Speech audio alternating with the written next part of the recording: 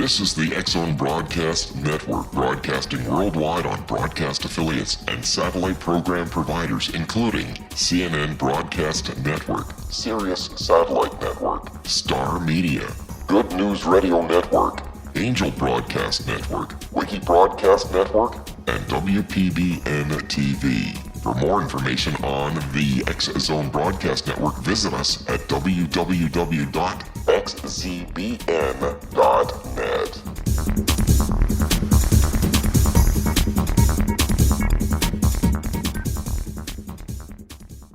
And welcome back to the X-Zone, everyone. My name is Rob McConnell, coming to you from our studios in Hamilton, Ontario, Canada. 1-800-610-7035, worldwide toll-free. Email xzone@xzoneradiotv.com. On MSN Messenger, xzoneradiotv@hotmail.com. And our website, www.xzoneradiotv.com.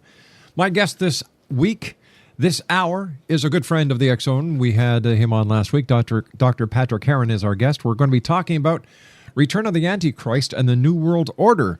And Patrick, always great having you back with us here in the X-Zone. You know, this is such an important topic. It takes a lot of time to get the message out there that we just had to have you back on. And I was wondering, Patrick, if you could just give us a recap of what you and I discussed last week.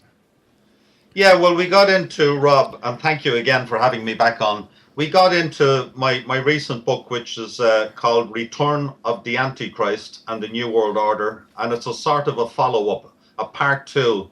Many of your listeners may have read my last book, which was quite successful and continues to sell well, called The Nephilim and the Pyramid of the Apocalypse, which was a thesis on the fallen angels of Genesis 6 and my belief that these were the guys who built a lot of the ancient monuments, these enigmas that scattered the ancient world, such as the pyramids of Giza, the Stonehenge in England, Newgrange in Ireland, the Great Pyramids in Mexico, the pyramids of Guatemala, the Nazca Lines in Peru, Angkor Wat in Cambodia, the giant heads, and such things like that. Not to mention the Mayan calendar and all those other buildings by the Mayans and the Mayan calendar, which ends supposedly on the 21st of December in 2012.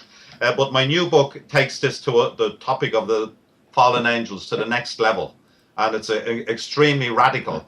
Last week I discussed with you that when the Messiah spoke about the signs of the end of the world and his second coming, he gave a whole list of things to watch out for, of course, which are very topical at the moment, Rob. Sure. You will hear of wars and rumors of wars. Nation shall rise against nation and kingdom against kingdom. And that's ethnos in the Greek, vos ethnos, one tribe against another tribe, which is exactly what's happening in Libya and all these other places, various Arab tribes. He said there'll be an increase in famines, in earthquakes, in diseases, in peculiar weather, and lawlessness, immorality, and all those other things. And of course, the main sign to do with the end times is the fact that the Jews are back in Palestine and Israel again after their almost 2,000-year worldwide scattering. That's the main sign that we're in the end times that very hard to contend with, because every time you switch on the news and you see trouble between the Jews and the Arabs, that is that sign coming to pass. But one of the things the Messiah said in Matthew 24, he said, as it was in the days of Noah, so shall it be. So last week we discussed about the return of these fallen angels to earth once more in the full sight of men. And I had to go back to Genesis 6, and we discussed how the Nephilim were on the earth in those days. According to the book of Enoch, 200 of these gods, if you will, with a small g, right, descended on Mount Hermon in the days of Jared, about 1,000 years prior to the flood of Noah. They were beautiful looking, supernatural, superhuman beings, irresistible to the women, full of knowledge and wisdom and fascination. They took women to wife, and these women had offspring for them, which were the giants of the Old Testament. And by the end of 1,000 years or so, which precipitated the flood of Noah, these gods had infected the DNA of almost the whole population of the world at that time, except for Noah and his family, just 8 souls. So that could have been 20 or 30 million people. And we're told in Genesis 6 that the whole earth was filled with violence and bloodshed, and there was only an evil in man's heart continually, because of the influence of these 200 All right. fallen angels. Patrick, please stand by, my good friend. You and I have to take a commercial break. Exonation Dr. Patrick Heron is our special guest all the way from Dublin, Ireland. And the good doctor and I will be back on the other side of this commercial break as we continue from our studios in Hamilton, Ontario, Canada. For more information on Dr. Heron, his website is www.neph.ie. My name is Rob McConnell. This is the...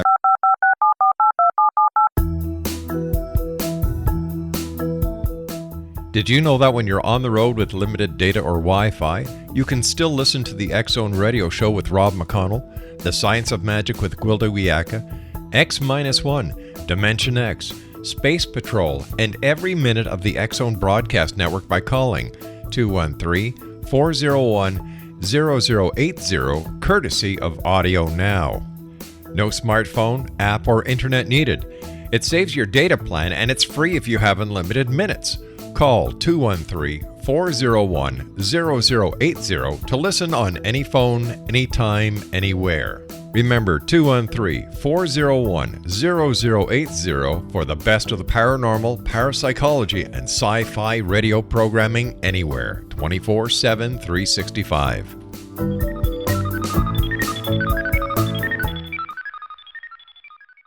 And welcome back, everyone. Dr. Patrick Heron is my very special guest, a good friend of the X-Zone Nation. His new book, Return of the AntiChrist and the New World Order.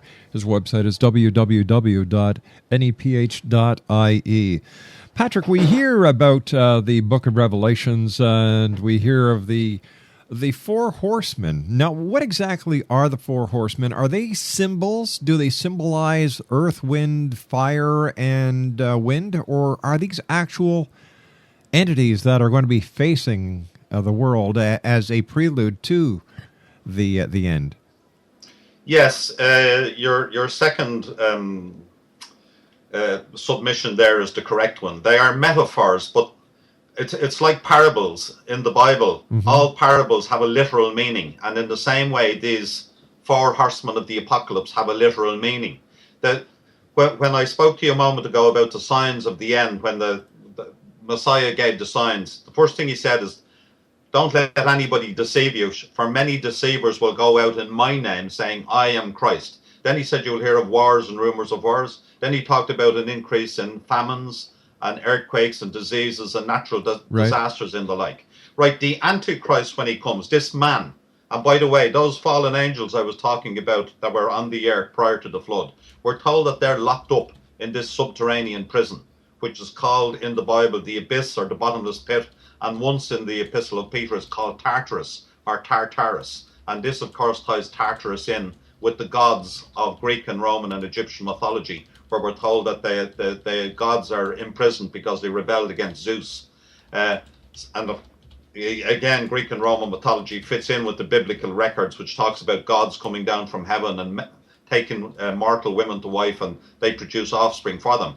So the first horse that goes out is the white horse. Now this is the Antichrist, but he's a counterfeit Christ. Anti means in the stead of. It doesn't necessarily mean against. It can mean in the stead of Christ. So when this guy comes, when he arrives on the earth, this man, who's at the moment locked up in a subterranean prison, mm-hmm. the bottomless pit, they're going to be released according to Revelation chapter 9. And these 200 are going to be released onto the earth again. And that's why this fellow is called, he's never called the Antichrist in the book of Revelation. 33 times he's referred to as the beast from the abyss. In fact, his full name is the beast who ascends out of the abyss having 7 heads and 10 horns. So this guy goes on to become what we call the Antichrist. So Antichrist means in the stead of Christ. And the reason he goes out on a white horse, which is the first of the four horsemen of the apocalypse, is because he's a counterfeit Christ. In Revelation 19, we're told that when the Messiah, the true Messiah, comes back at Armageddon, mm-hmm. it says he's coming back riding a white horse. And the armies of heaven are going to be on his shoulder. Those who are called and faithful and chosen, which are the church of God, are coming with him, also on white horses. Okay? So the reason that the Anti goes out on a white horse is because he's a counterfeit Christ. When he shows up, when the apocalypse begins, I believe he's going to say, I am Jesus Christ. He may even have holes in his hands. He may change water into wine. And we're told that almost everybody in the world would be astonished when they see the beast from the abyss. because he is able to deceive them with signs, miracles, and wonders, just as the true Messiah did signs, miracles, and wonders when he was on earth. Now, the second horse that comes along is the red horse. The red horse, again, is a metaphor. And we're told in Revelation that this red horse is given a sword whereby he can take away peace from the earth and cause men to kill one another. Now, in Greek and Roman mythology, the god of war was the god Mars, and Mars is a red planet. Yes. And by the way, a lot of these angels, these fallen gods, have astronomical names. They're referred to many times as the stars of heaven. And in my book on the Nephilim, I show the association, a lot of them. So Apollo is a planet, Mars is a planet, and Mars was the god of war. He is the red planet because Mars is a red planet, and he goes out on a red horse to take peace away from the world and to cause men to kill one another. Then we have the black horse, and the black horse comes along, and the rider on the black horse has the scales in his hand, Rob, and he says, 3 quarts of barley for the day's work and a handful of wheat for the day's work, and do not hurt the oil or the wine. Now, black in biblical terms always denotes scarcity and famine, and bread by measure always denotes scarcity and famine. So this rider on the black horse is portending, I believe, worldwide famine and economic collapse. And Mercury in Greek and Roman mythology is the god of commerce. We get the word, comes from the Latin mercurius. We get the word merchant from Mercurius. So I believe that this particular god might very possibly be in this coming New World Order government under the power of the AntiChrist, together with human beings, could very well be the Minister for Commerce. What do we call them today? The Minister for Business, Finance. Oh, I see. We call them thieves. Yeah, I know. So you might have the Antichrist is the main leader. Then we have the Minister of Defense, right? Mars. Then we have the Minister for Finance, Mercury, and he's on a black horse. And you know, only 2 years ago, Rob, there were food riots in 22 different countries in the world. And what we're seeing today at the moment with the whole economic collapse, especially in this country, I mean, Ireland is on the brink of the abyss financially. And so this followed closely by Portugal. Then you have Spain after that. After that, you've got Italy. And if those go, then the whole of the euro could possibly collapse. And this is, of course, being precipitated by everything that happened in Wall Street with the banks down there and the very cute lads down in Wall Street in New York. So the black horse, as I say, is Mercury, I believe. Then we have a pale horse, and we're told that the rider on the pale horse is named Death. And of course, in the book of Revelation and in the Old Testament, we have the angel of death. The angel of the death was the one that passed over Egypt when Moses was trying to get Pharaoh to let all the Israelites get out of Egypt. And the angel of death passed over Egypt. The eldest son in every family died. The eldest of our cows and horses and sheep, etc., died. So there is an angel called the angel of death, and he's on the pale horse. And thus we have the expression as pale as death. Ah. So they're the 4 horsemen of the apocalypse. And these are real beings. We didn't really get into it in depth last week, but as I said earlier and last week too, that when the beast comes up out of the abyss, it says he's got 7 heads and 10 horns, right? Yes, you did. These are metaphors. I don't know if we got into it in depth last week. The 10 horns relate, we did briefly, to the 10 hoes, or excuse me, the 10 toes. That was a Freudian slip there. These are referred to the 10 toes of the dream that Nebuchadnezzar had in the book of Daniel chapter 2. Right. And he spoke about for the different kingdoms, you know, the kingdom of gold, silver, brass, and iron. And of course, the gold was the Babylonian Empire, which was Nebuchadnezzar's empire. That was followed by the Medo-Persian Empire. Then after that came the brass, which was the Grecian empire of Alexander the Great, which in turn was superseded by the Roman Empire, which were the legs of iron. And then it spoke about another empire that was going to come in the far distant future that would dominate the world. And it said it was made up of 10 toes. And these 10 toes were going to be made up of clay and iron. And Then it says a very peculiar thing in Daniel 2:24 or 2:43 rather. It says, "They shall mingle their seed with the seed of men." This is referring to the 10 horns of the beast who rises out of the abyss. These are 10 leaders who are going to rule the world, because the world is going to be split up into 10 regions, and they're going to rule together with human politicians. That's why it says the 10 toes are made up of clay and iron, because we are the clay. Human beings are the clay. Dust thou art, and unto dust shalt thou return. And we are together with the iron. Compared to these supernatural, superhuman, magical, mystical, spiritual beings, which are the fallen angels, we are like clay and iron compared to them. So they are going to be the 10 horns which rule over the world under the power of the Antichrist. But it says that they will not cleave one to another, even as clay does not cleave to iron. So there will be discord at some future point in this new world order, one world government, which is coming on the earth. Sounds like these are very interesting times ahead of us that we're coming up to, Patrick. But a question that I have for you, Patrick, and this was a question that was echoed by a number of the listeners who heard you last week. They sent me a number of emails. How do we know the information that is in the Bible is really as we foresee it, and that it is not, the book of Revelation is not just trying to tell us how to live a better life, and it's on a personal basis instead of on a global basis? By the time that the apocalypse happens and all the prophecies in the book of Revelation come to pass, it's going to be too late for all that, Rob. Really? Oh, absolutely. Again, later on, perhaps if we have time, I'll get into a short the discussion about the parable of the 5 wise virgins who had their lamps trimmed with oil and were ready to go out to meet their bridegroom, and the 5 unwise virgins who didn't have any oil in their lamps and were not ready to go out to meet him.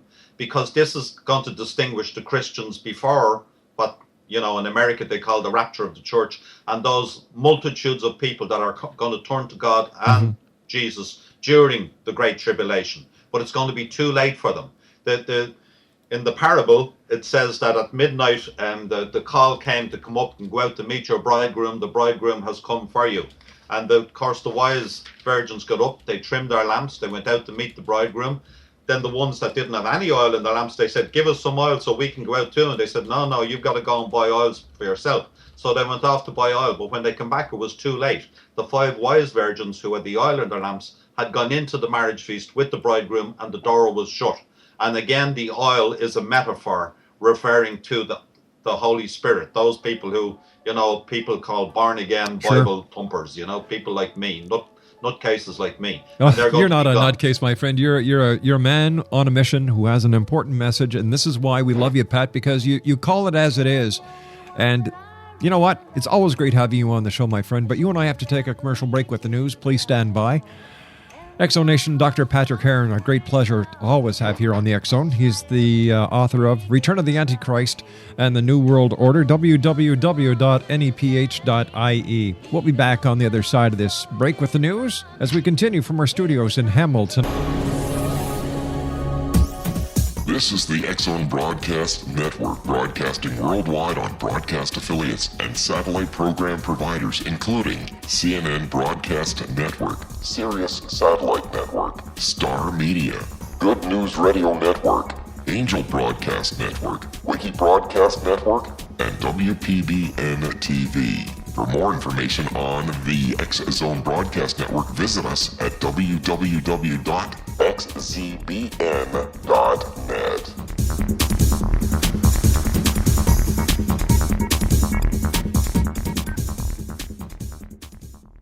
Exonation, Dr. Patrick Heron is our special guest. He's the author of Return of the Antichrist and the New World Order. His website is www.neph.ie.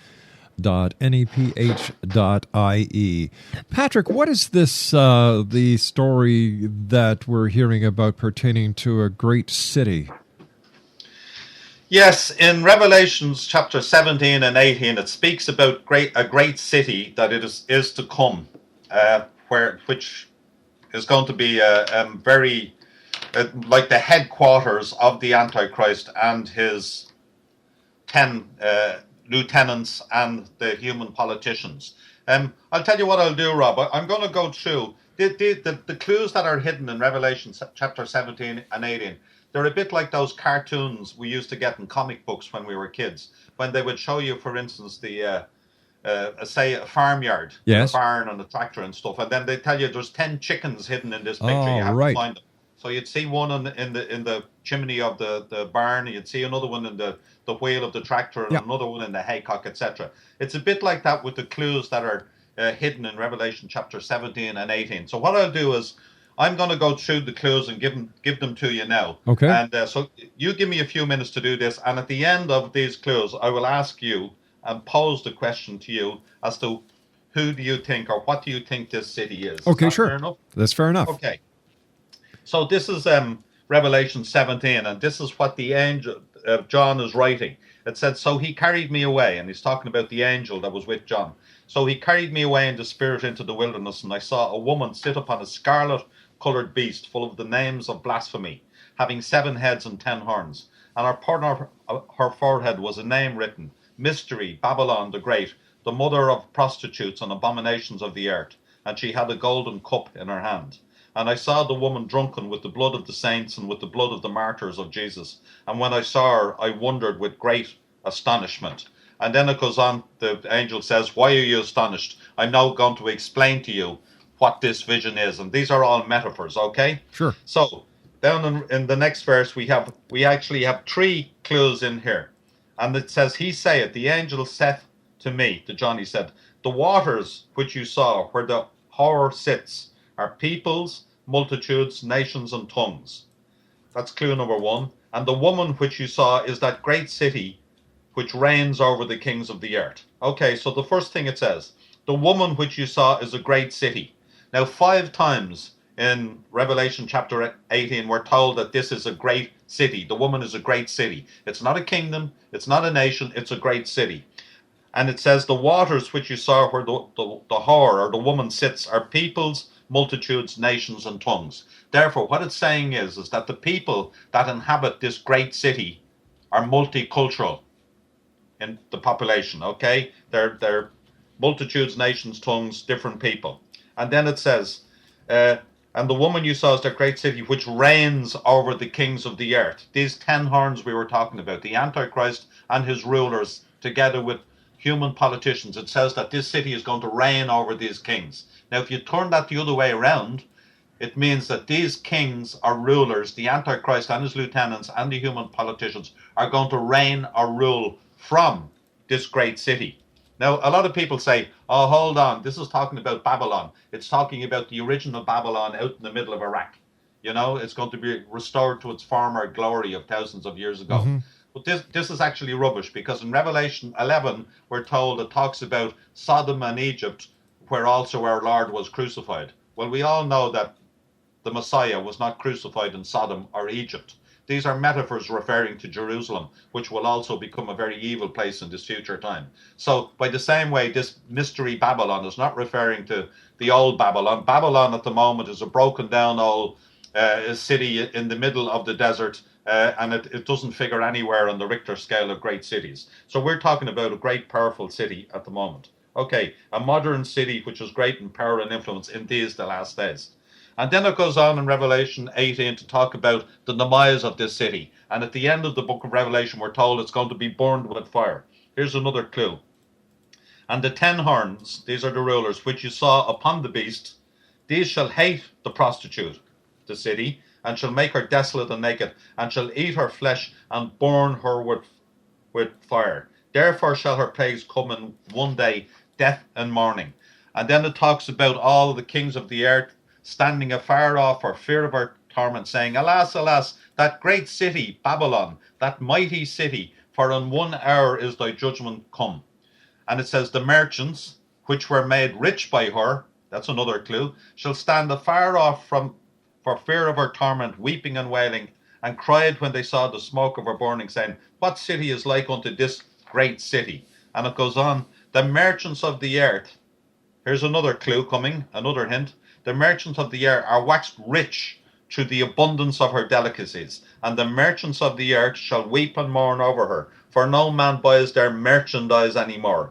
And then it gives a list of the stuff that you can buy in this great city. It says merchandise of gold, silver, precious stones, pearls, fine linen, purple, silk, scarlet, fine wood, all manner of vessels of ivory, vessels of most precious wood, of brass, iron, marble. And then the merchants of these things, which were made rich by her, shall stand afar off, saying, Alas, alas, that great city, that was clothed in fine linen and purple and scarlet, and decked with gold and precious stones and pearls, for in 1 hour so great riches is come to naught. And every shipmaster, there's another clue, and all the company of ships and sailors, and as many as trade by sea, another clue, stood afar off and cried when they saw the smoke of her burning, saying, Alas, alas, that great city, wherein were made rich all that had ships in the sea, by reason of her costliness, for in 1 hour is she made desolate. So, this is a very rich city. You might say that this city is the center of world trade. Right.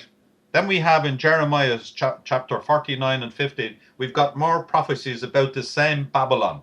Now, we know that these are referring to the same time of the apocalypse and to the same city, because it says no less than 8 times in these 2 chapters, it says, it is the time of the Lord's vengeance, and the day of vengeance, and the time of Jacob's trouble. These are all metaphors referring to the apocalypse in the Bible. So here's another clue coming up.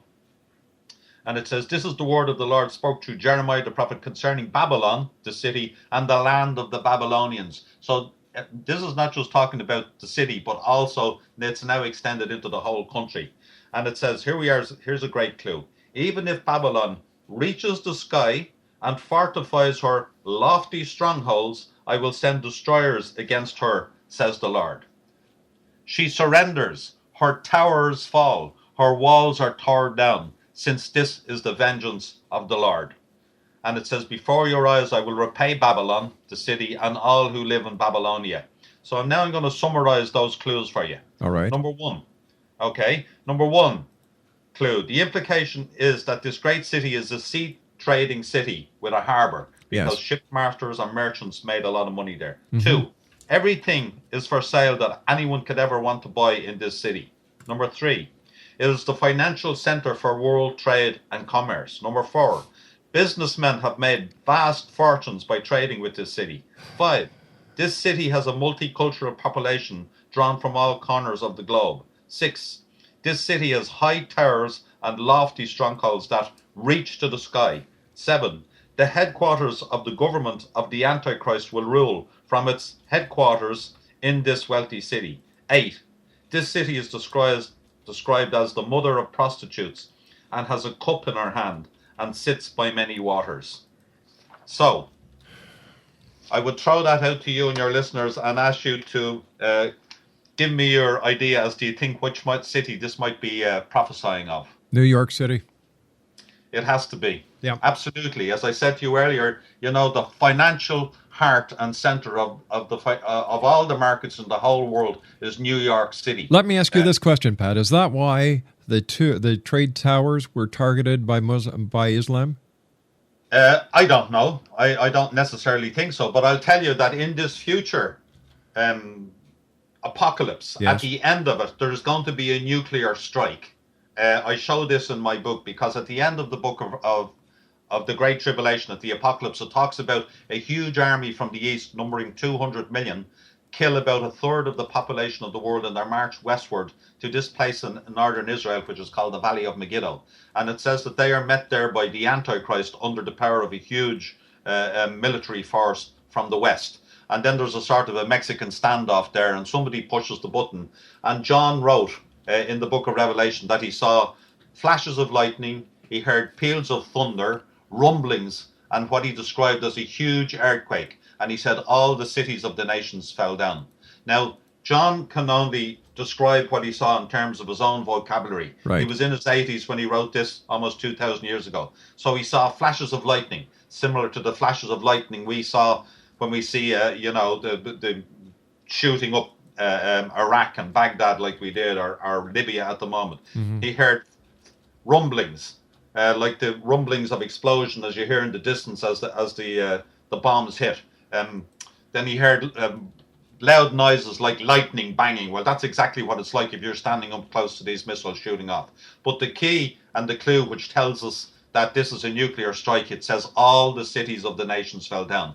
And Rob, there's only going to one thing that makes all the cities of the nations fall down, and that's a nuclear strike. And the interesting thing is that there's another prophecy about Babylon, which I wasn't going to include because I thought it too far-fetched, which it says, the sea will rise over Babylon, its roaring waves will cover her. And I was thinking, now, how could that be? How could the sea rise over New York City? But then I was getting out of my car one night about 2 o'clock in the morning after having a couple of beers around the corner. And it struck me that if you have 30 or 40,000 nuclear warheads all going off all over the world at roughly the same time, you're talking about mega tsunami. Yeah. Right? And always remember, too, when we listen to the politicians, present politicians like the Prime Minister of Britain a year ago, Brown, spoke, he mentioned the New World Order 9 times in a 20-minute speech. George Bush, of course, famously, Senior, spoke about the New World Order. And when these guys talk about their grand plans for this New World Order, they always say that the United Nations is the vehicle whereby they're going to attain this, utopia of a one-world government. And who is it that's attacking Libya at the moment? The United Nations. And where are the headquarters of the United Nations? New York City. That's right. And they often, you'll have the G7, you'll have the G10, the G20. Very often they have meetings in other places, but the main ones, and the most of them, always come back to New York City. We have the United Nations there. We have the General Council's meeting there. We have the financial center of Wall Street there and all the banks. We have the skyscrapers there, and that's why it says their towers reach to the sky. That's exactly where it has to be. And many prophecy writers and authors and teachers say that the United States is not mentioned in prophecy. Well, I'm telling you that it's all over Revelation chapter 17 and 18 and Jeremiah 49 and 50. And when it says not only Babylon is going to get this reward, but also the land of the Babylonians. So all the major cities in the United States are going to be nuked by the end of the book of Revelation, when this whole thing falls apart and all the guacamole hits the fan. And the interesting thing is that they meet in this place called the Valley of Megiddo, Rob. The Valley of Megiddo is in northern Israel. It's about 15 miles long and a few 10 miles wide. And in ancient days, anybody traveling from Europe and the West wanting to travel to China and the Far East had to go through this valley because of the mountains running north and south. And anybody coming from India or China or the Far East wanting to go to Europe would have to come through this valley. It's like the center of the world. And this valley is where this meeting is going to happen between the two huge powers. 200 million from the East has to be talking about Red China. And then the huge power from the West has to be Europe, Canada, South America, the States, and everywhere else. And this is a worldwide phenomenon. And then this, of course, is where we get the expression Armageddon from the Valley of Megiddo. Patrick, stand by, my friend. You and I have to take our final break for this hour. X Zone Nation, our special guest this hour, the one and only Dr. Patrick Heron. He is the author of Return of the AntiChrist and the New World Order. His website, www.neph.ie. My name is Rob McConnell. This is the X Zone, a place where people dare to believe, dare to be heard, Monday through Friday from 10 p.m. Eastern until 2 a.m. Eastern, right here on the Talkstar Radio Network.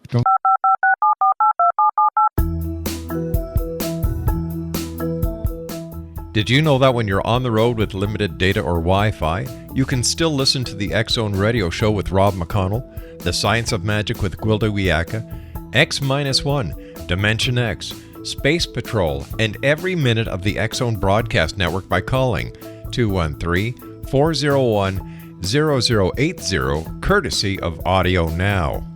No smartphone, app, or internet needed. It saves your data plan, and it's free if you have unlimited minutes.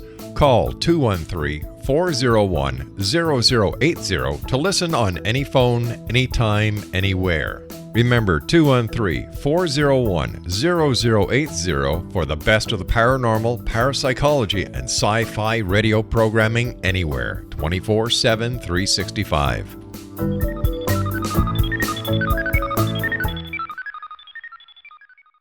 And welcome back, everyone. Dr. Patrick Heron is our special guest. He is the author of Return of the AntiChrist and the New World Order. His website, www.neph.ie. So, Patrick, what would you like to leave the X Zone Nation with tonight? Well, what I'd like to leave the Exxon nation with is that these fallen angels are going to manifest on the earth again, and that the world is being prepared, conditioned, brainwashed, subliminally and overtly for the appearance of these men, these supernatural beings, in the coming apocalypse. Many of your listeners will probably be here for that. I hope they're not. I don't wish it on any of them, because it's going to be a very, very bad time. Literally hell on earth, and you don't want to be caught in this demonic colosseum. And that's why a lot of the things that are happening in the world today, Rob, are conditioning people for this. I think I mentioned briefly last week that when I walked through Heathrow Airport, they had posters of what you call these things, an alien, Nephilim, a fallen angel, I call it, a novel-headed alien with the word knowledge written across it. That's not all that was on these things, all the way through Heathrow Airport. Then we have an incredible advertisement on the TV in Europe at the moment of fallen angels, female fallen angels, incredibly lifelike, descending and falling to earth like figs falling from a fig tree. We have it over here. We have it over here as well. They're advertising a spray for Axe, I believe it is. Yes, Lynx. Lynx, that's right, yeah.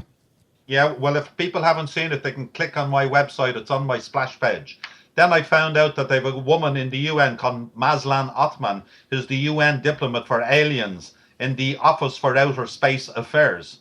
Then I hear there's a guy called the Pope's astronomer. We didn't know the Pope had an astronomer. Dr. Guy Consul Magno says he will baptize the aliens if they want to when they arrive, because these are benign beings made by the same God that we are. We have British school children at the moment are being trained in UF crash drills. Wow. They are actually staging UFOs crashing into schools and then bringing the local bobbies in together with the teachers and the kids and telling them what to do if a UFO crashes in their school. And of course, we have governments all over the world opening up their UFO files, which were top secret up to recently. So all the movies, TV programs and books at the moment that are pervading our daily life and bombarding us, 24/7 are magical, mystical, supernatural, aliens, ETs, UFOs, crop circles, abductions, vampires, search for extraterrestrial evidence. All that stuff has all to do with conditioning, subliminally and overtly, the whole of the human race for the reappearance from both beneath the fallen angels who were here before and the rest of Satan and the rest of his fallen angels are going to be kicked out of heaven, and they're going to descend onto the earth like figs falling from a fig tree. And they may just show up in pyramid-shaped UFOs, because they'll be able to point to the New Jerusalem at the end of the book of Revelation and say, look, it says we're going to show up in a city whose length and breadth and height is the same. And I cover all this in detail in my book, Return of the Antichrist and the New World Order. My good friend, you and I have to say so long for tonight, Patrick. As always, a great pleasure talking to you. My very best to you. Continued success, and thank you for letting the world know about these prophecies that are happening in these present days. So until the next time you and I meet, take care of yourself, my friend, and be well. Thank you, Rob, and thank you very much for having me on again. It's always a great pleasure. Bye-bye now. Dr. Patrick Heron is the author of Return of the Antichrist and the New World Order, www.neph.ie. We'll be back on the other side of this commercial break with the news as we continue. We're right here from our studios in Hamilton, Ontario.